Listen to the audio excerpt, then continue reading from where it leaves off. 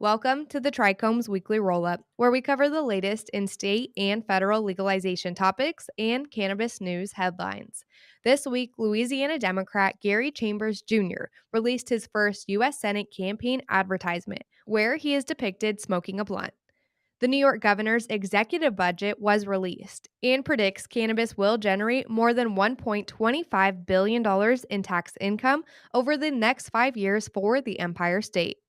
And new survey findings were published from the Economist and YouGov, showing 54% of Americans believe President Biden has done little to nothing with his campaign promise to legalize cannabis 1 year after being elected, and are reportedly not hopeful in 2022 either. And now, here are your hosts, John Bond, Jared Duggins, and special guest Casey Lee from the Bloom brand.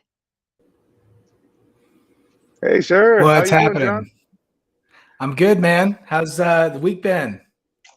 It's been great. It's been a couple weeks since we've been on. Last week we had some technical difficulties with our service called Restream there, and so we found out a couple needs for break rounds. But glad to see everybody back. And hey, Casey Lee's with us now. Hey guys, how are you guys all doing? Doing well, man. How you doing, Casey? Pretty good, John. Can you guys hear me okay? Yes, sir. Yeah, All right. Gotcha. Loud and clear. Hey, thanks for joining us. Absolutely, man. Absolutely. Thanks for having me. Yeah. So how have things been, Casey? I saw you about a month or so ago in Hall of Flowers, man. How have things been? It's been a whirlwind, honestly. Launching a new brand at the very end of the year in the middle of the holidays. I don't advise it, but I would say that it's been successful so far. I think we've gotten a great response with all the stuff that we've been doing. The retailers and retail partners and customers, everyone's been excited about it. So it's an exciting time for us. It's just busy and hectic as always. Totally, man. Yeah, I mean, y'all are doing it better than just about anybody, man. So congratulations on that. There's never really a good time, right? There's always going to be snafus and headaches, but at least you got the whole year to look ahead to now. So that's exciting. Yeah, man. Yeah, appreciate it. Totally. Yeah. Speaking of the rebrand, we got some exciting stuff to talk about with Bloom, and you can see their logos up here as they've changed with the new. But every day with the way the state and federal legalization stuff is happening, you face a different challenge away as it comes to being in that kind of stuff. And so definitely want to check in with you as far as other updates and how things are going now. But as far as what we're here for and what we do here is we in news and what things are happening in cannabis and how it relates to us in the industry. And there was quite a few things happening. And one senator out of Louisiana was doing a little bit more than just posturing. We had this guy out of Louisiana come on and smoking a blunt in a commercial, and let's call it a tactic that's never been tried before, and I'm here for it. I really liked it. As far as normalizing the conversation, well, let's bring it to a forefront, right? And that's what I think this gentleman was doing. Any thoughts on that? Yeah, I think on my end, bold statement, definitely a bold statement. It's one way to capture some attention. I think for me, it's about like separating, the need to capture that attention versus what the message actually is. And I think there is a kind of a dichotomy there when it comes to some things like this, where it's like, it is a little on the nose. So it's like, for someone like me, I'm like, oh, that's kind of weird. But at the same time, the cause and the message it's backed up by that, right? So like for me, it's like, okay, well, I kind of forgive him for being so like, because he kind of draws that, he's kind of on that line between like, hey, we're stoners versus, hey, this is a legitimate cause and a legitimate business that we're trying to run. So it's a little bit both backwards and forwards, but I think just my initial response and just generally, I'm supportive of the reason he's doing all of this and what he's trying to highlight. Totally. Yeah. I mean, and it's interesting too, because I totally agree with you, right? First thing I did, I sent that video to my parents who live in the Midwest, right? Like I was like immediately, I want to know what their thoughts are on this. Yeah. And, I truly hope that one day we can get to a point where, and again, this is totally a societal thing, but like, why should cannabis have to approach any different? Like, do you see these pharmaceutical commercials that are out there? I'm like, nobody would ever turn their nose up at, a Zoloft commercial, right? And I'll probably get sued for saying that. But point being, it's like, you think about it, like, I just hope that it's an even playing field as we continue to push this forward, because there are so many things, and it's like, I agree with you, right? Like, part of it's like, does that work against the normalization of cannabis? Sure. But then I would argue that so do I, in terms of like, perception of who I am and what got me to the industry.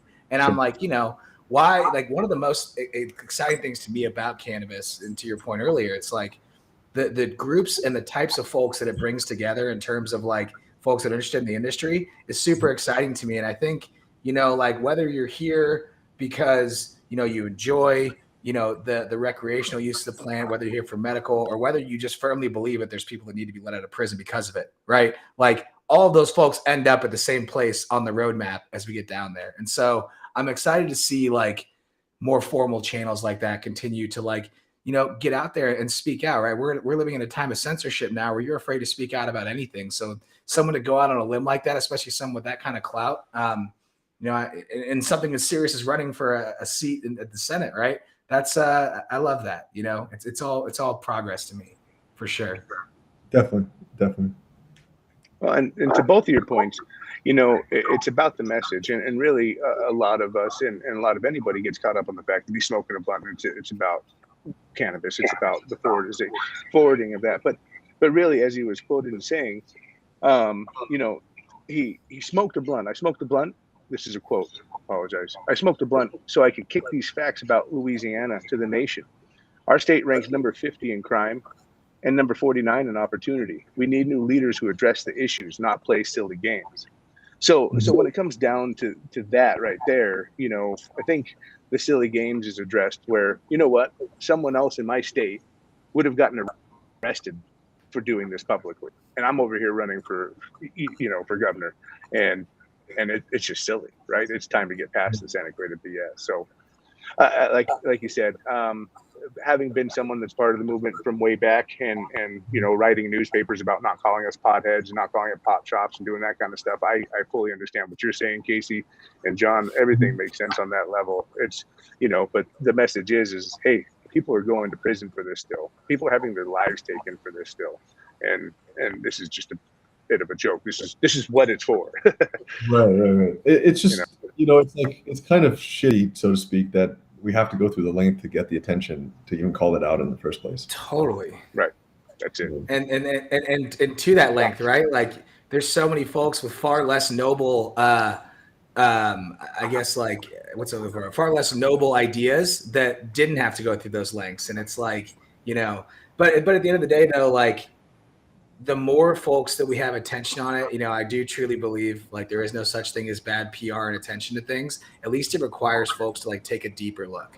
And then, if you make your own opinion and you form your own opinion, you decide it's not something you believe in, that's okay. But at least we're starting to crawl out of the underinformed era, right? Mm-hmm. It's like folks are no longer like I shouldn't say that. The majority of folks have moved past reefer madness, right? There's just no logical argument you can make against it anymore. You just can't. I feel like it's almost the opposite. Like, I feel like now there's almost like too much information out there, right? Like it's almost like overload at this point.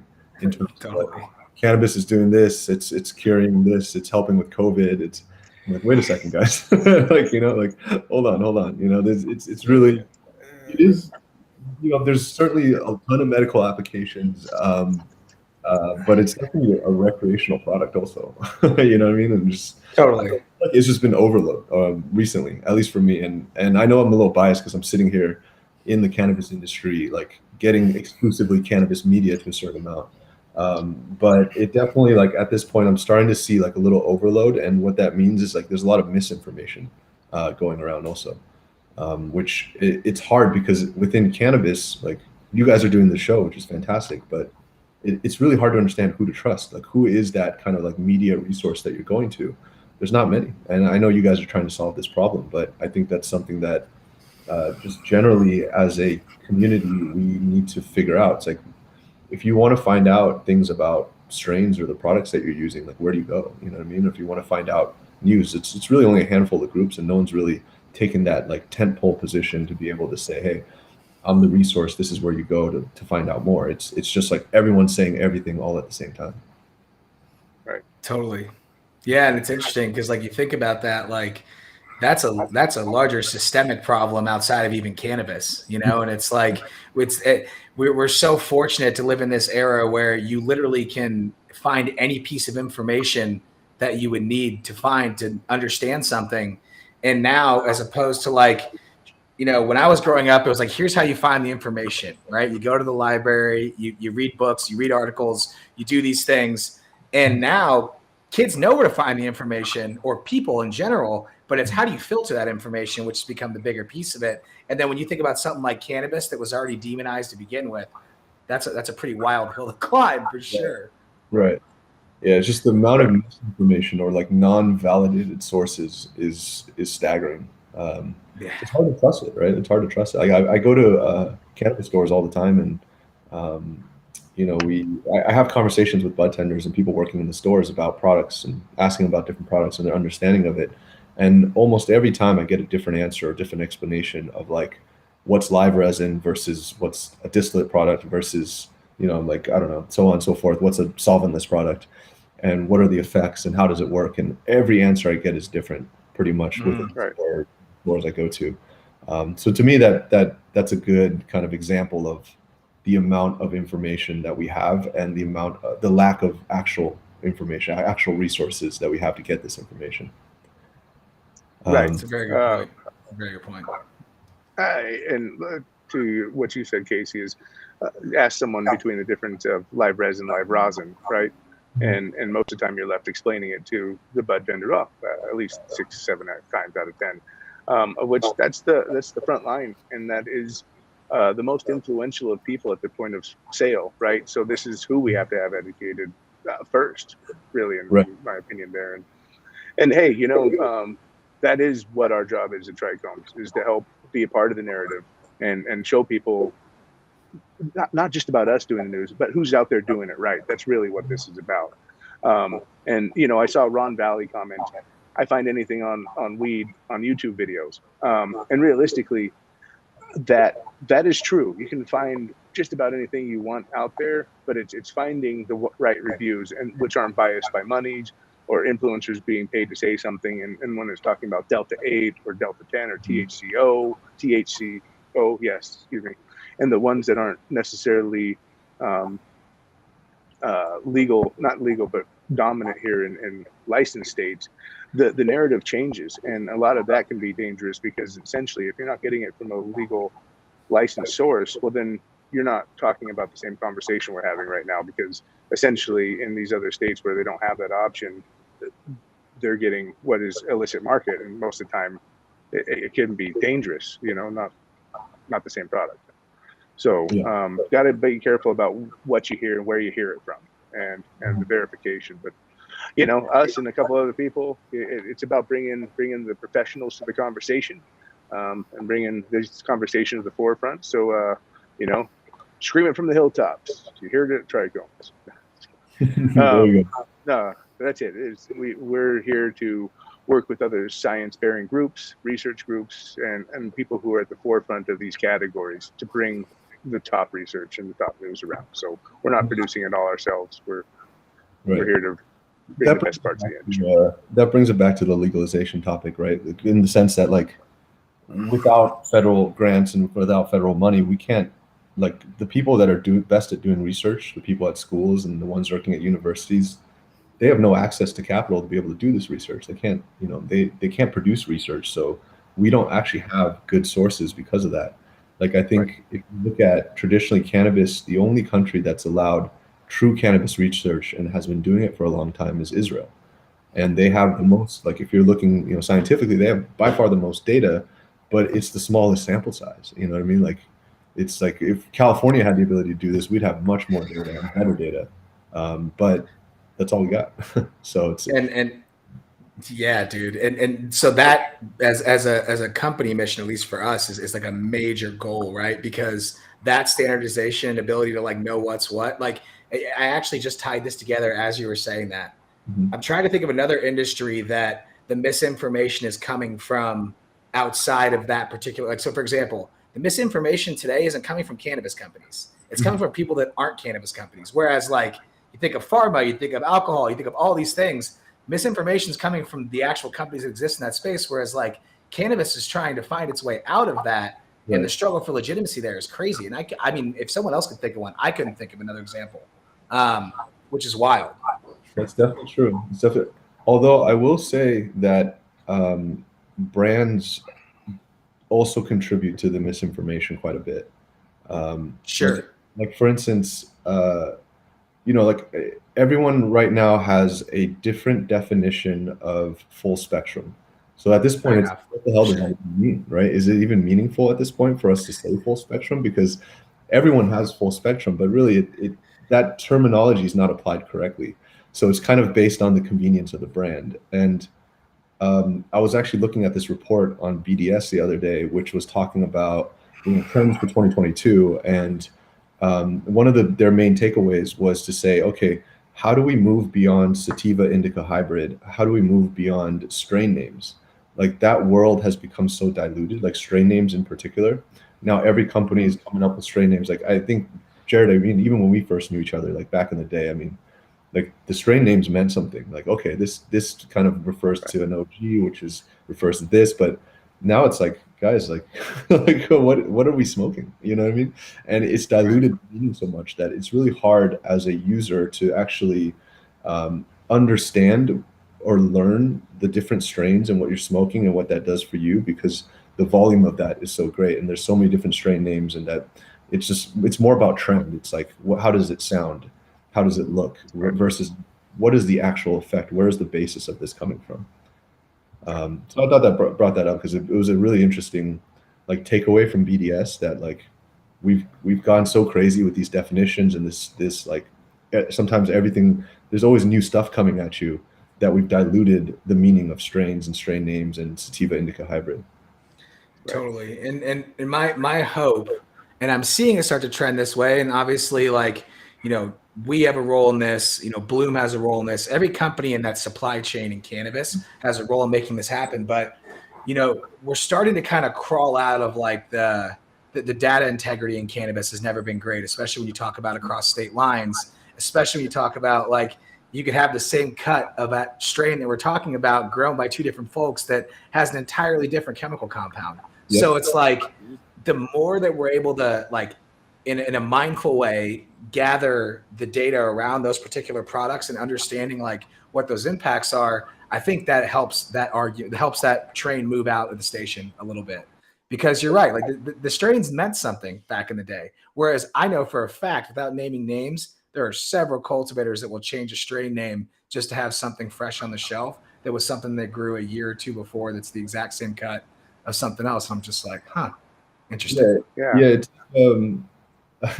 It's really what's going to sell, right? And like what's trendy sells, and that's like everything else in the world. But like with cannabis, it really does dilute like some of that original purpose of that strain, and like, for people like us that have been in the industry for a long time or been doing this for a long time, I think we always had the notion of like, what are the groups of strains and what do they do to you and what does it do to me? But then now it's really just like, how does the art look on the packaging? You know what I mean? Like, is it a cool piece of art that goes with a cool strain name that fits within the trend of what's happening, that fits in a cool store? So personally, like for me, I love the progression that we're seeing, but at the same time, I'm a little scared that we're losing the ability to truly communicate what these products are to the customers. Rather than the hype train, name a strain type thing. I think really tissue culture, and then I know it's going to sound funny, but everyone, the term is, or the NFTs is what everyone's talking about. And not so much just it being an NFT, but a smart contract attached to genetic markers that are found in tissue cultures and that kind of stuff is a way to get a little bit more, tie it to the strain and actually have these things identified and roll with it as to where you can reproduce the same thing over and over and over again. That would be a super fascinating application of a smart contract or a blockchain technology, actually. And we hit all the keywords just now. Hey, SEO, I hope you appreciate that. Yeah. No kidding. I mean, NFTs aside, right? Like, you're exactly right. That unique identifier, or that smart, I mean, that's really the future of like truly identifying apples to oranges across multiple mediums, which is super important. Right. Well, and then just like Ron Valley said, it's then you can attach the actual strain names to whatever versions, strain, OG1, 2 through 99. We all know that hybrid is literally what everything is now. It's real tough to get back to land race genetics and the original strains. I mean, the skunks are all dead, and all that kind of stuff. They've been bred away from. So I hope there's some lucky individual out there that has some seeds they haven't popped, and they're just waiting for tissue culture to come around. But realistically, we're stuck here in the middle of hybrid hell, and everybody's naming it either gelato or cookie or whatever. Like you said, strain of the week, as long as whatever's pumping on Google Analytics or And like really, like the way it breaks down is really like the terpenoid profiles, right? Like the percentage of each terpene within that formula.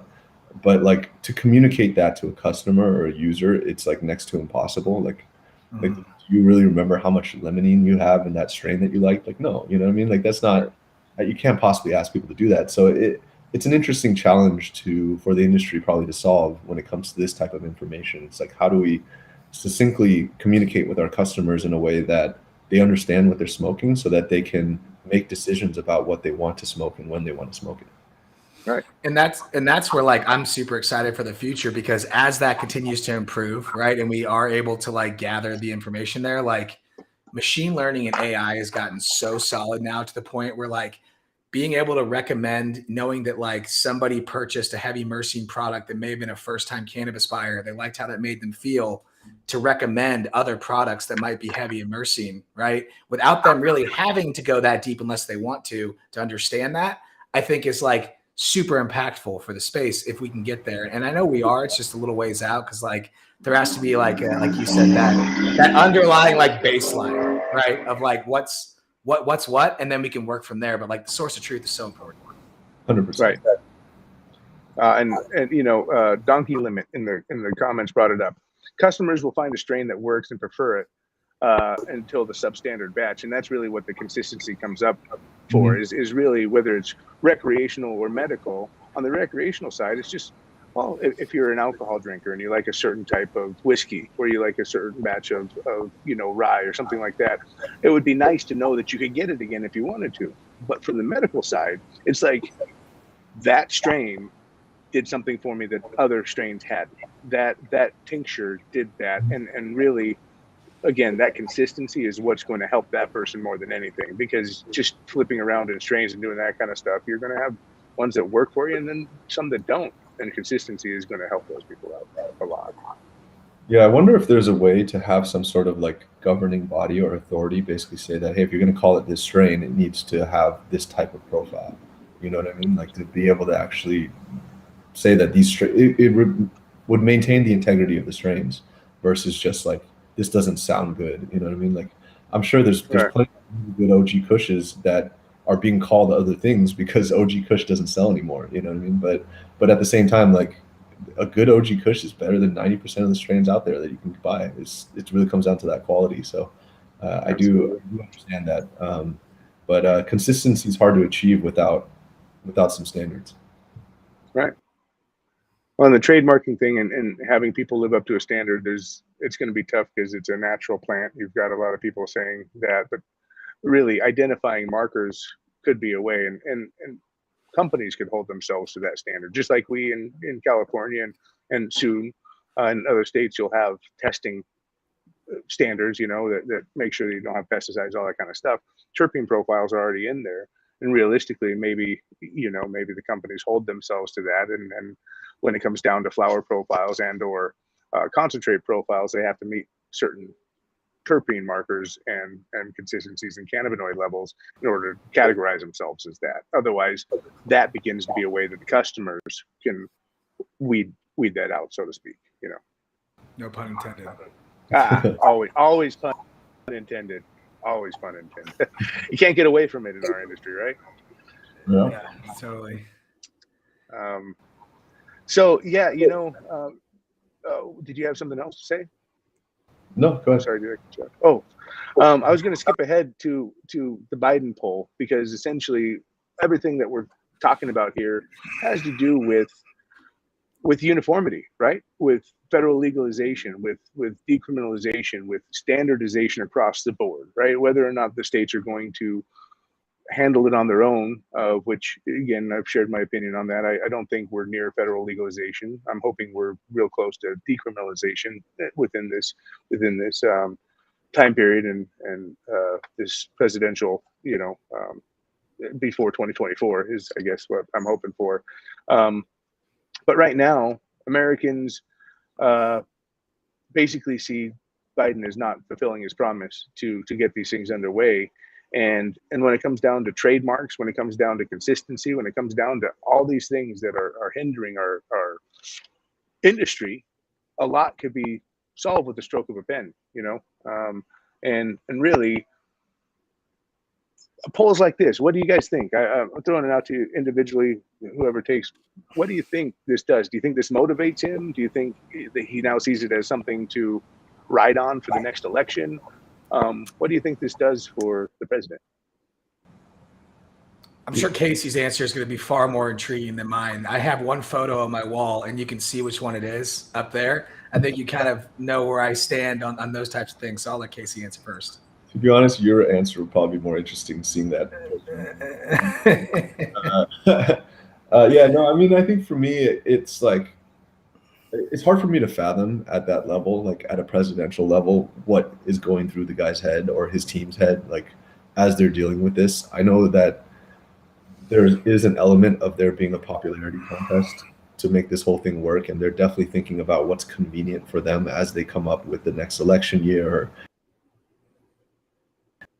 or as they're dealing with like Congress or the Senate. For the way that I see it, whether this poll is going to do anything, I have my doubts to a certain extent. As an individual cannabis operator, I would absolutely bare minimum love to see something happening from the banking side. I think the fact that we don't have access to banks at this point is still kind of ridiculous. Like, I know there's some banks that are open to it, but like just the other day, I mean, I was literally looking at purchasing a property and I couldn't get a loan. Like there's basic things like this. It's very. I think that's the first lowest hanging fruit problem that needs to be solved from the operator side. When it comes to the federal side and what Biden is doing, I mean, I think it's whatever's convenient for him, probably, right? So if this poll is going to get him in the right position from around election time, then the support will be there. I think it's really the job of all the legislators and everyone else working that cares about this thing to understand that that's the window to get something done, and then making sure that we get the right thing done within that window. Because we know it's a game of politics. At the end of the day, it's not like, even if we're loud and we're shouting and people are being imprisoned for this, the level of how it affects somebody at the top versus how it affects us working on this day to day is just completely different. So I think we got to be smart about what we ask for and when we ask for it. And so for me, it's really like, do I think that this poll is going to greatly affect, his opinion on this, or how quickly and how urgently he moves towards this? I think that's kind of a smaller thing. He'll say, okay, yeah, people really do care about this. There is some attention being put here. So I think that he'll take the time to basically around election time to make a push to get that support, right? To see that, hey, this support makes sense. I need it. So some things will move forward during that time. And I think it's really up to the cannabis community and the politicians that participate in this cannabis discussion to take advantage of the timing to get the right things done. And for me, I'm voting on banking. Totally. I agree with that portion. And honestly, I mean, as probably the most apolitical person that anybody will ever meet, right? I believe in community. I believe in government for the people, right? And, the only way that I think this poll makes an impact is if he's forced to read the results of it on camera, and then folks can directly ask what thoughts are on that particular poll. And I think that centers back to accountability that, is becoming a recurring issue, not only in the government sector, but just societally. We, in a world that can live behind a computer and a keyboard, are forced, or we don't have to show the accountability for certain things that we normally used to have to when everything was like an interpersonal face-to-face communication. And so, something that I found really interesting, and I've never really thought that critically on the matter until, my time at, where I'm at now professionally, where we work with businesses in every cannabis legal state. There's a lot of work that can be done on the state and local levels from a policy side of things that can really, in states that actually have legal cannabis programs, that can also make a massive impact. I actually earlier today was on with folks from Missouri that are working on getting adult use on the ballot coming up. And, following in the steps of New York, which I think was a really smart thing, finding a way to include expungement in that particular ballot measure, right? So on a state level, when that passed, people were exonerated. And, doing it in a unique way that you're able to predict the roll of the dice there, right? Because the problem is not only the federal prohibition of cannabis and the folks that are in prison for it. Yes, obviously that's the overarching problem. But on a state level, there are so many states that actually have medical cannabis programs that have not expunged that yet. And if I've learned anything from my time in the cannabis space, the state and local governments are where all of the super impactful things get done.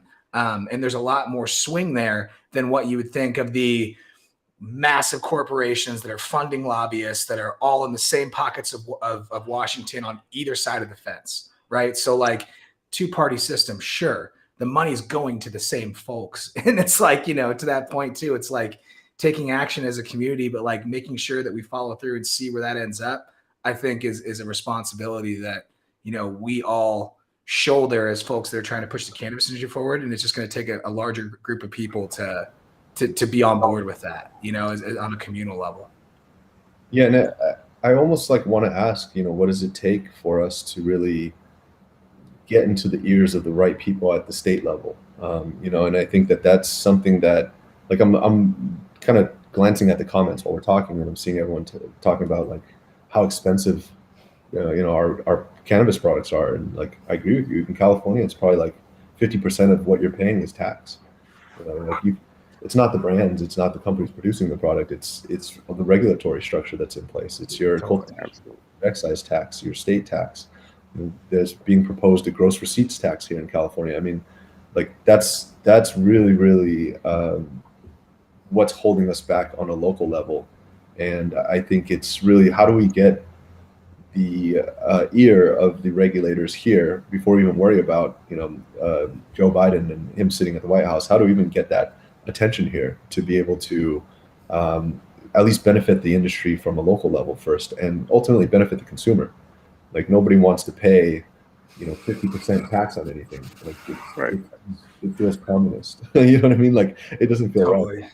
It doesn't. It defeats the purpose. You know what I mean? Yep. And like, if you're raising taxes to generate more tax revenue, and by the same stroke putting businesses out of business, then it's a double negative, right? It's making it more difficult to succeed. And it's like, what's funny is very similar to, I'll say this all the time, I am not a cannabis marketer, right? I'm not a marketer, period. I know very little about digital marketing in terms of, there's folks in my company that do it, not myself.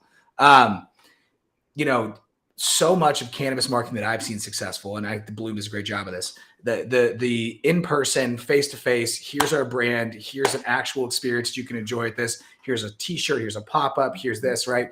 That's very effective marketing in cannabis. On the state and local level, from a policy side, gathering signatures, that is something that you cannot argue with.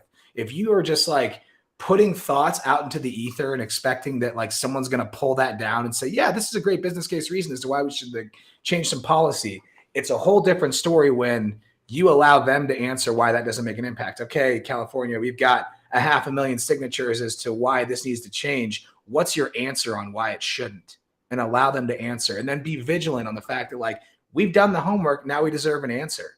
And then ultimately, like, it's about the only way we can use this, like, I guess like fishbowl of a society we're living in, where everything's digital and everything's in a camera, everything's recorded, to actually create some accountability there, because people want answers, And so like, in my mind, it sounds very elementary, but getting back to the basics of the tangible things that we can prove, like signatures on a ballot or, showing XX, I think that could help tremendously, at least in my opinion. Yeah, I agree. And adding to that, I think also there are there are some good groups that are working very hard to make sure that these things are managed by the government properly. So for instance, like the NCIA, for instance, has been really vocal about pushing the percentage of tax down here in California because it is killing the industry to a certain extent.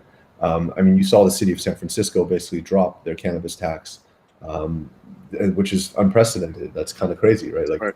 the city was just like, forget it. Like, and I think that there are groups like locally, the UCBA, like I said, the NCIA. I mean, there are groups that are doing this, but I understand it has to be approached from a couple different directions for it to really work. You have to have a grassroots side. You have to have a lobbying side. You also have your actual policy side, and all of that has to line up for things to change. And that's probably why it's so incredibly difficult. Like it's probably why it's going up and not down. So. Right. And to both of your points, earlier, Casey, you were talking about banking and safe banking, and John, you were talking about doing things on the state level. When it comes down to Representative Perlmutter, who put forward the safe banking, and then the other, other parties that were stiff arming that because they want their bills and that kind of stuff put in first. In response to that, I saw Pennsylvania just put together a safe banking act for their in-state banks to try to get some of those non-federal banks or some of their in-state banks to work with cannabis businesses. And to both of your points, I think really we're going to see stuff like that have to start on a state level, as to where we encourage different credit unions and different in-state banks to go ahead and work with the cannabis businesses that are out there and that kind of thing, and working from a state level where we can handle it, because essentially where in the states where it's legal and it has the infrastructure, the feds have vowed to stay out of it.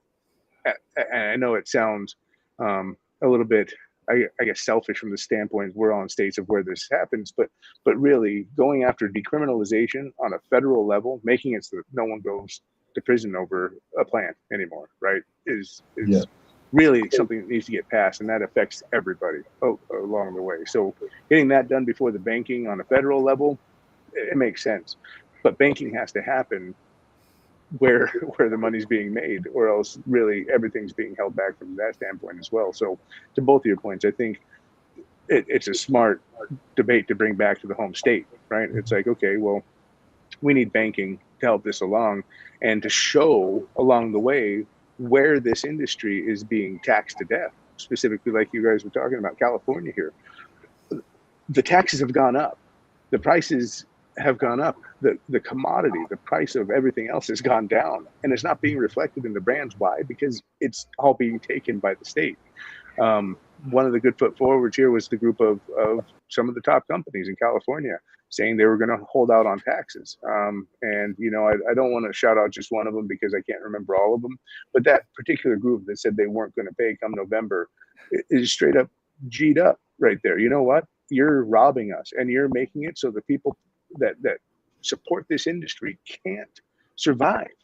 I mean, on the level of extraction, Casey, I know you're familiar with that, but if you got a batch of biomass that had under 8%, total cannabinoids, it literally is $1.70 in taxes per gram to get to the distillate level, and the market's at $2.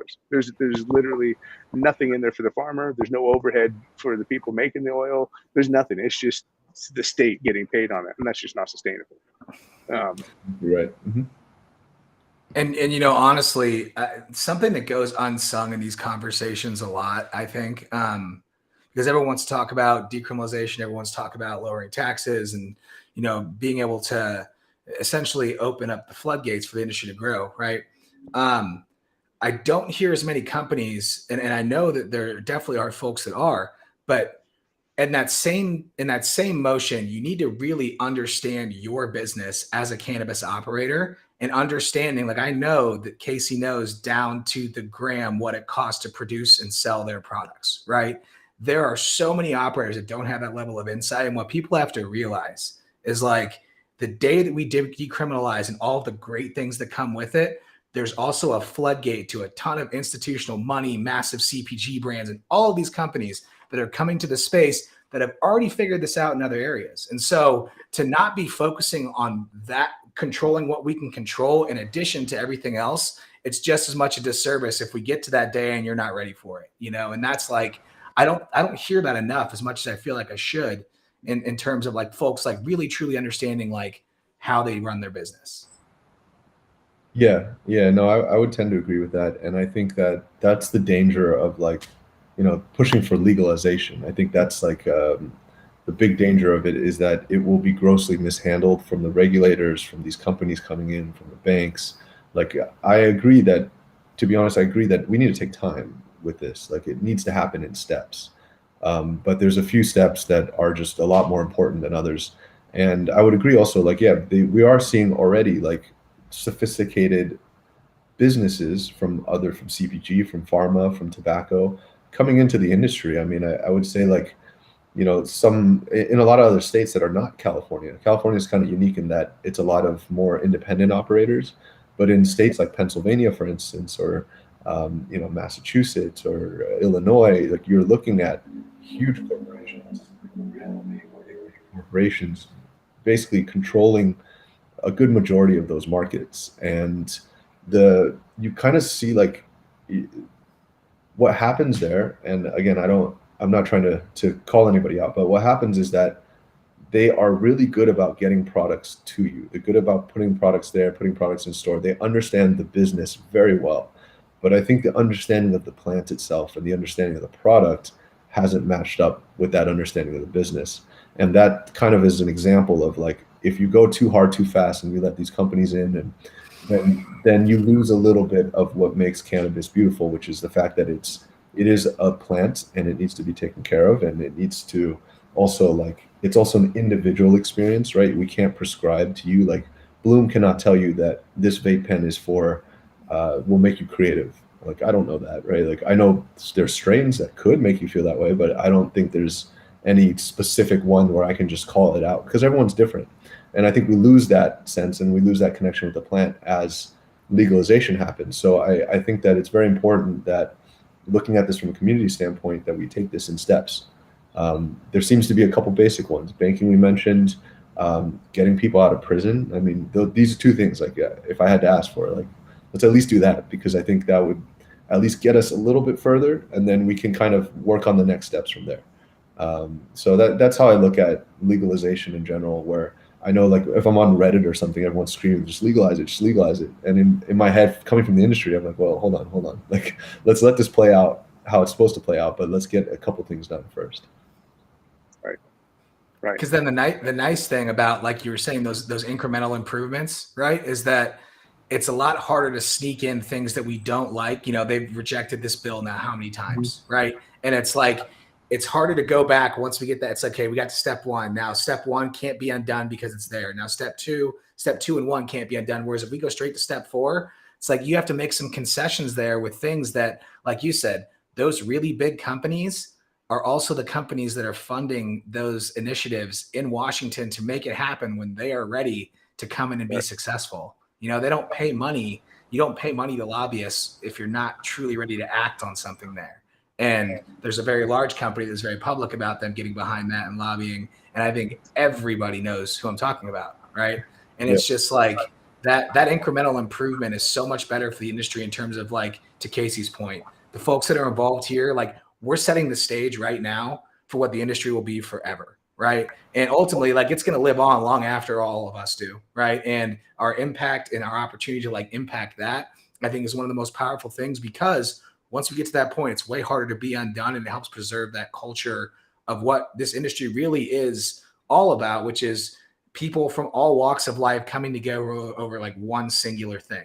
And a singular thing that isn't an idea that breeds any kind of like hatred or any sort of like world dominance or anything. It is a singular love of a particular thing that unites folks. And I just think that's just like, that's unlike anything that we've seen in our lifetime, or that we'll see probably, beyond that, at least in my mind.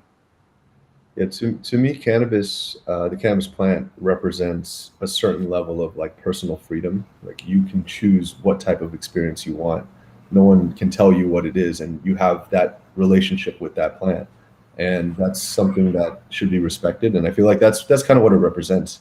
So like the whole, like, it's such a contrast to like the way the industry's playing out, where it's like, no, we're going to tell you now what to buy, what to smoke, what it does. Like, And that's what Right. they do in CPG, right? It's like everything has a specific use, specific purpose, and that's all it is. And it's really, I think that's the unique part about cannabis, or even other psychedelics, to be honest. But like cannabis in particular, like that's the unique thing about it, is that everyone has a personal relationship with it that you need time to develop, and that's kind of like where it's difficult to regulate, or where it's difficult to control, because it is so individual in the way that it's expressed.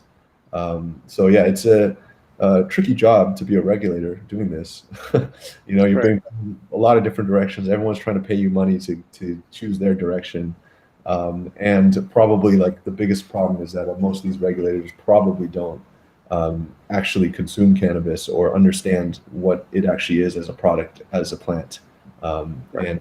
and that relationship that you need to have. So I think that's why we get into these sticky situations that we're in, right? Like that it just, like California, it's really hard to make money selling cannabis if you're not in the black market. It's like, why is that the case? It shouldn't be like that, but that's how it's playing out. Right. Well, and you guys are illustrating the dual-edged sword. Donkey Limit commented descheduling versus decriminalization, and I think you guys were just illustrating those points perfectly. Is you deschedule something, and all of a sudden the people that we most vehemently don't want involved with this thing right off the bat are involved with it, and they get to do with it as big money, big pharma tends to do with these things. So, but there's the duality or the double-edged sword to that, because Casey, I know you've been living things and within trademarks and that kind of stuff.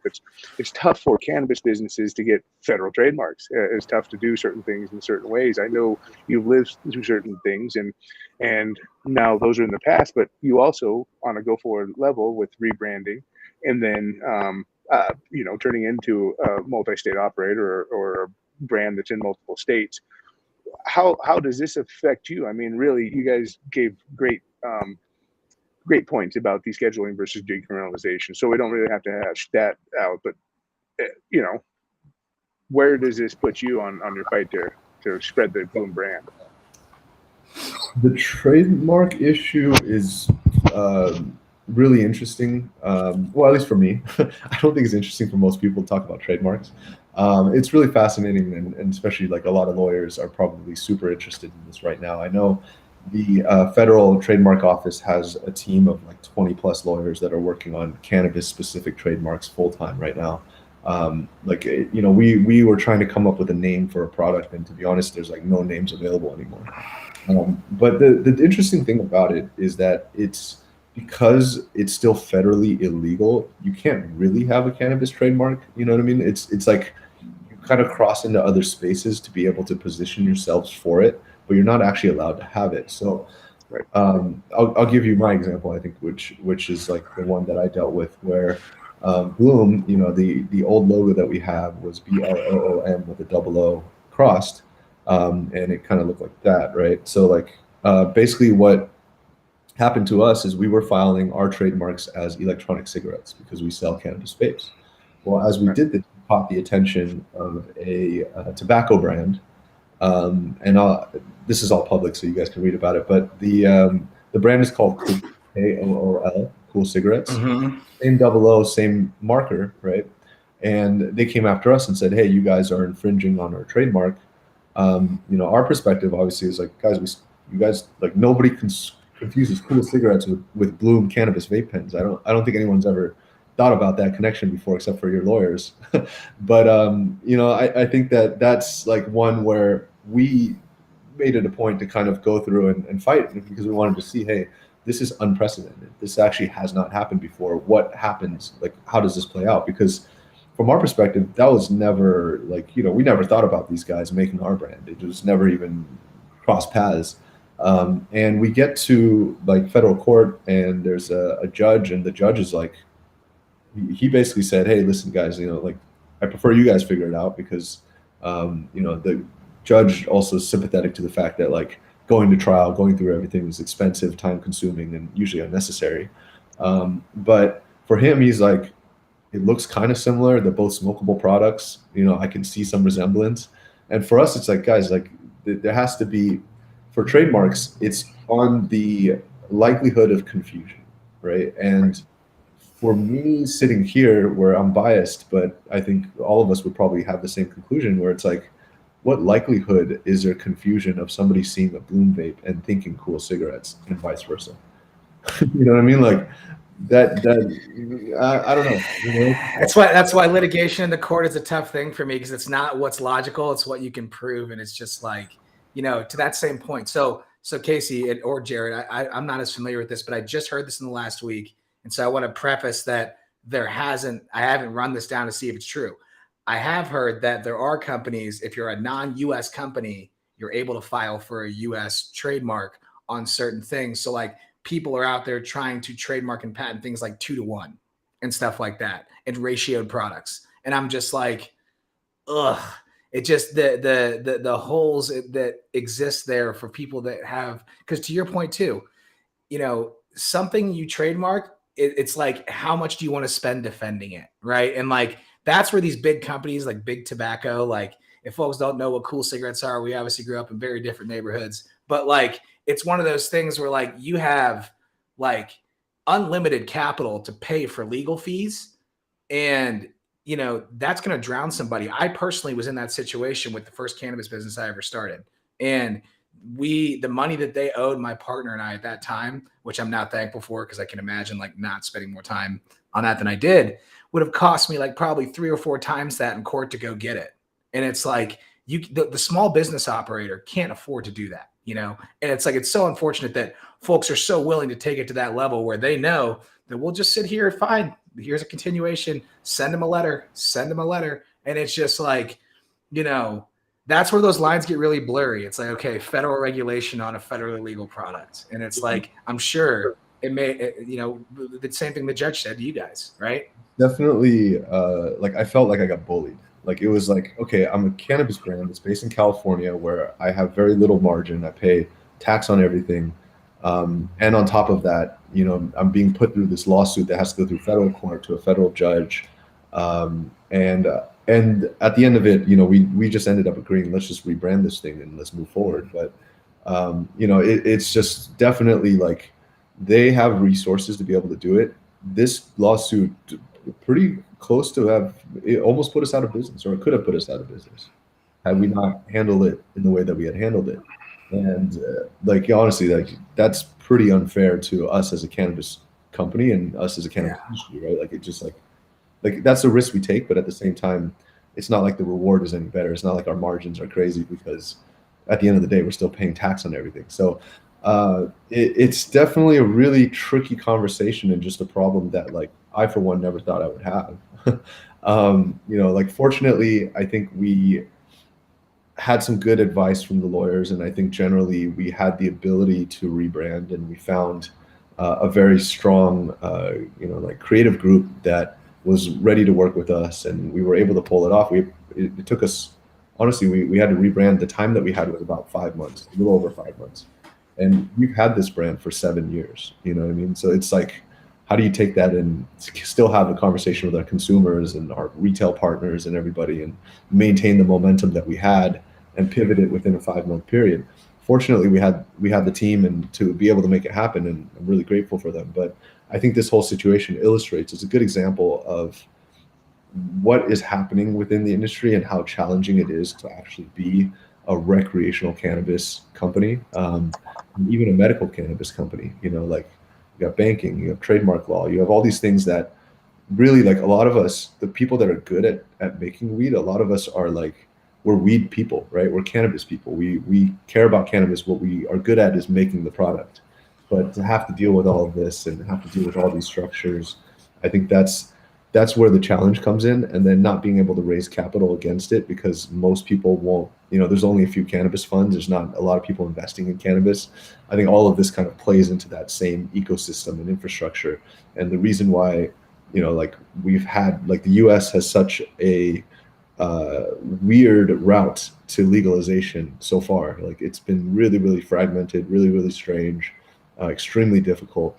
Like if it was up to me, I would love for like the rest of the country to be able to try the brands and try the products that are available here in California, and not just like, and also try the quality of what's available on the black market, especially in terms of flower. Like you just still get better quality flower. And like a lot of recreational consumers and medical consumers in states will never get to try or have not been able to try things that are really high quality because of how regulated it is and how limited the licensing is.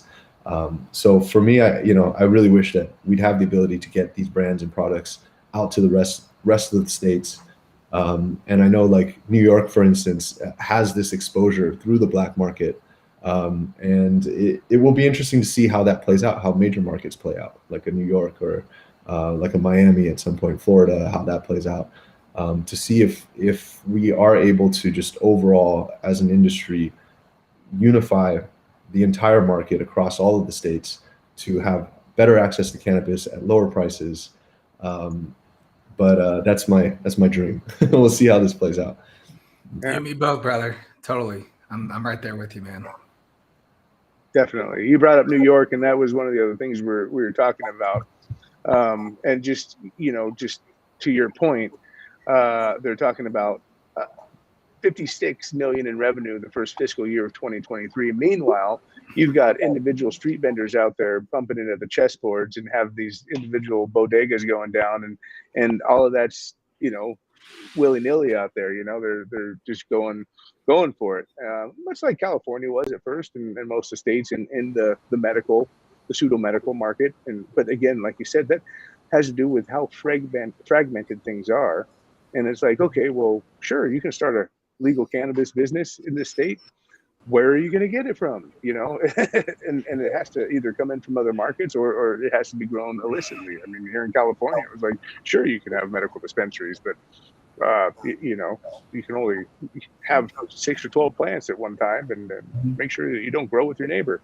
Well, how is that going to happen, guys? The old, like, how did these clones get here to the state for that first day of medical legal? You know what I mean? Right. And it's like every state's gone through it, and very interesting, to say the least. Do you guys know if New York stuck with the? I know in the beginning they were proposing tax based on the per milligram of THC.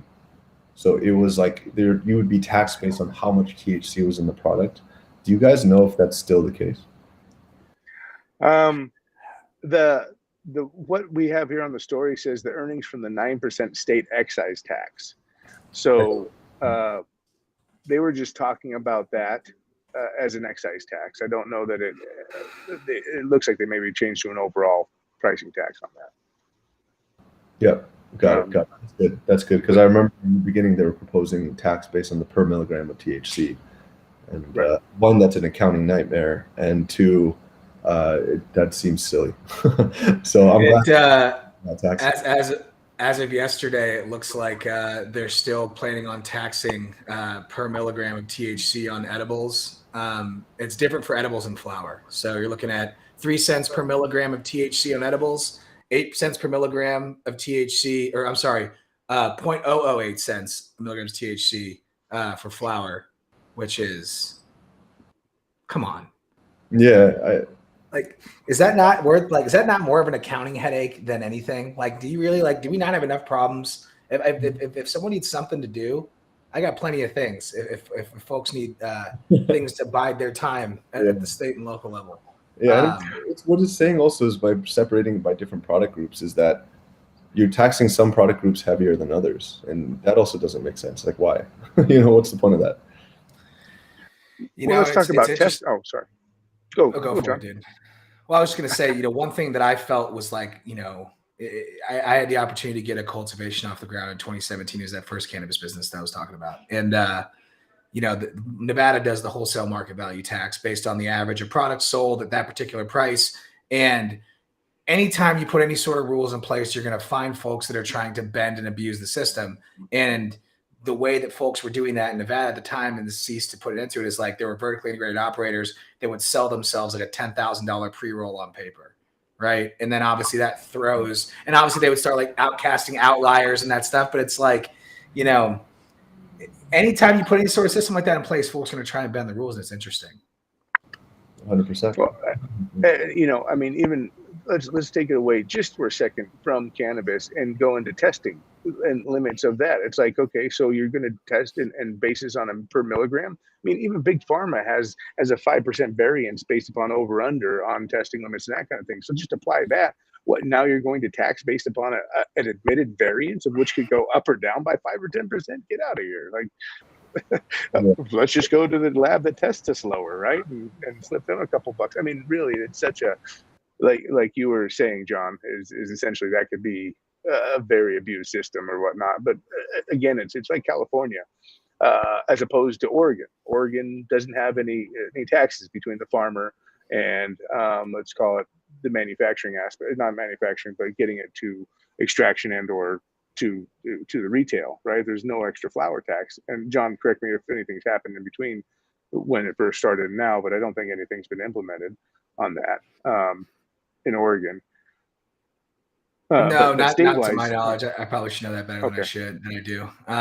But it's interesting though. Like there are like dramatic differences between the medical and adult use program in Oregon though, in terms of like quantities able to purchase, taxes associated, and then ultimately like the problem in Oregon is not the taxes, it's the oversaturation of licenses and the limited amount of retailers they have to sell it at. And unfortunately, because it's a really mature market, folks have been playing the price war here for a long time. So as a consumer, you're picking up $30 eighths of some unbelievable outdoor that, you know, would be $60 off the shelf, $80 off the shelf in California, you know? And so that's very difficult. Consumers, it's great.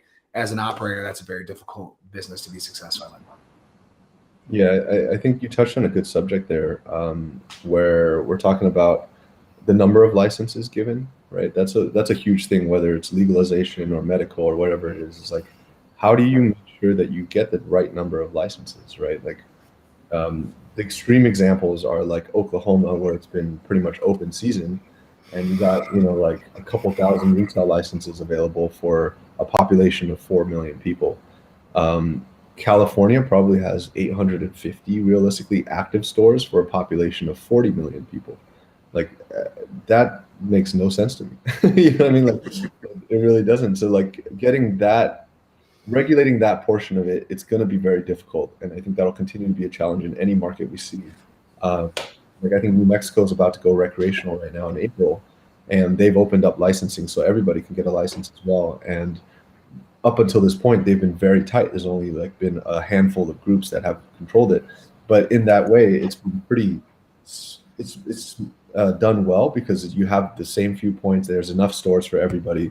Now that it opens up, you know, I'm scared being a brand that operates there that is going to really dilute the industry. And you know, the stores, a lot of mom and pop stores are going to come in. A lot of people are going to fail because they think cannabis is how they're going to get rich. But realistically, we talked about all the challenges. We talked about all the issues. So I think that this is a very difficult challenge from the lawyer standpoint, and something that all the regulators need to carefully consider as they're allowing their states to open, especially a state like New York, which is highly populated, has a huge market. That market's been there for a long time, and they need to be very conscious about how they do it, how many licenses they give, who they give it to. They have to figure out a social equity program of some kind, but they design it in a smart way. And this is definitely one of the major issues that I don't think anyone's quite solved yet. I think this is one that we're going to hopefully see some solutions as the industry evolves a little bit, but I think right now it's still in a very, very tricky place. Yeah, I think newer states have gotten a better handle on it because they've learned from mistakes of the states that have come before them. Like, for example, Missouri, right? Limited license state. Those are all pound for pound, very successful cannabis businesses. And because they're not having to, like, you know, bleed themselves dry on their profit margins. Now, that's not going to always be that way. But when you talk about setting a foundation for an industry, I think it's far better than like the unlimited license scenario. Like you said, you go into some of these dispensaries in Oklahoma, double wide trailer, they got 2 jars of weed on the table, and they're like, indica sativa, what do you want? And you're like, can you tell me a little more? They're like, indica sativa, what do you want? And it's like, all right, you know, and it's like that's like, you know, if you got $2,500 in a spot-free record, you can get a cannabis license. And while from like the evangelical entrepreneurial side of me is like, wow, that's great, because there will people that can survive that, right? It's not good for the industry as a whole. There's not unlimited liquor licenses in liquor stores. in states. And not that like, I honestly kick myself every time I draw correlations between alcohol and cannabis, because I think there's very few. There are a couple examples where they stick out. I think that might be one of them. Other than you're still not technically supposed to bring alcohol across state lines, even though it's federally legal. Other than that, very few similarities, in my opinion, from that lens. Yeah, definitely.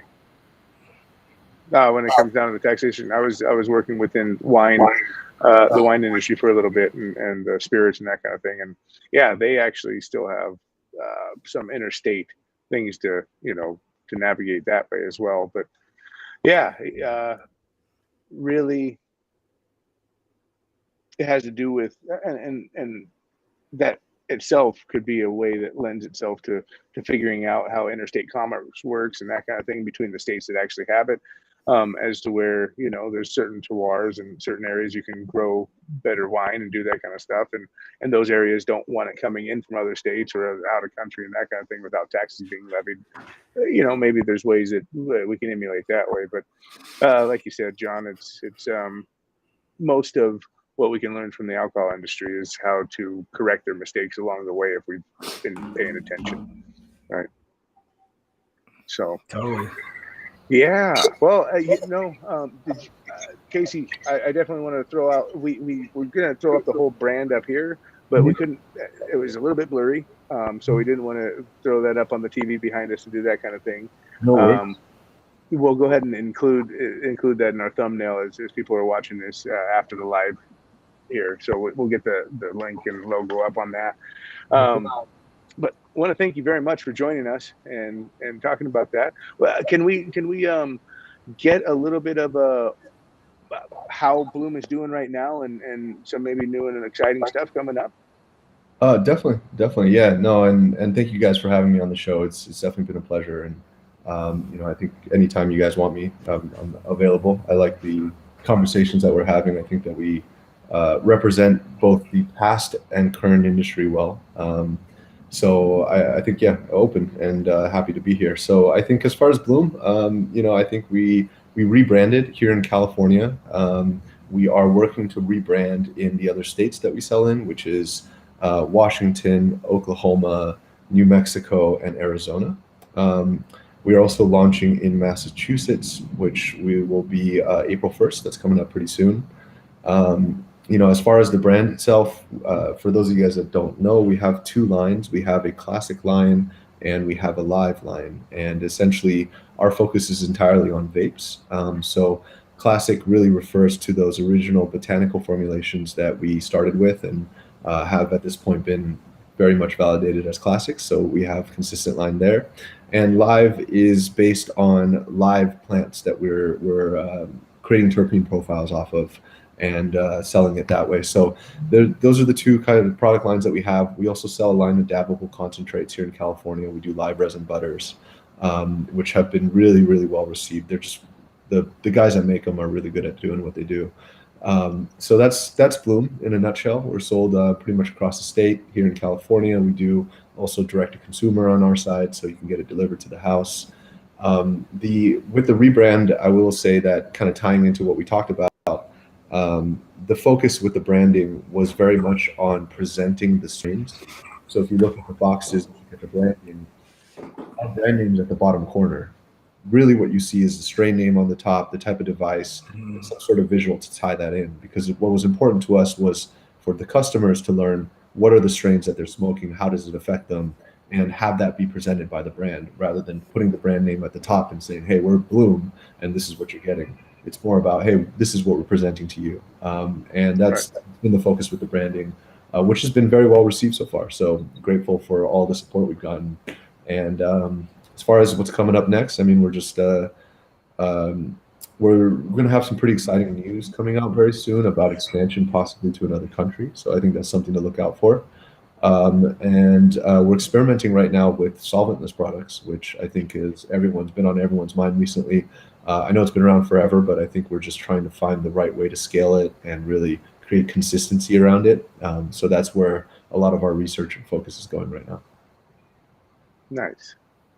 Well, Totally, if your team, having worked with them before, if your team attacks it like you guys did to enter this industry, I remember our first extraction together in the CBD oil, and everyone was stoked all the way around. You guys produce some quality products there, so I can't wait to see what your solventless line produces.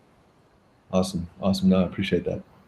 You bet, man. Congrats on the continued success. We appreciate you coming on, man. We'll take you up on that. I definitely got to get my hands on some of those concentrates when I get down there next time. Oh, I got For you. sure. I got you. Totally, man.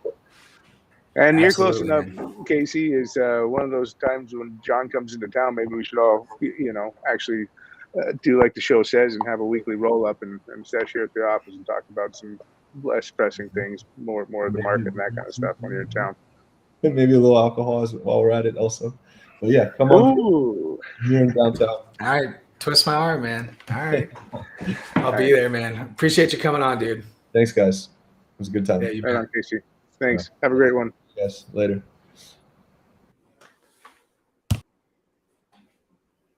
All right. Another great guest.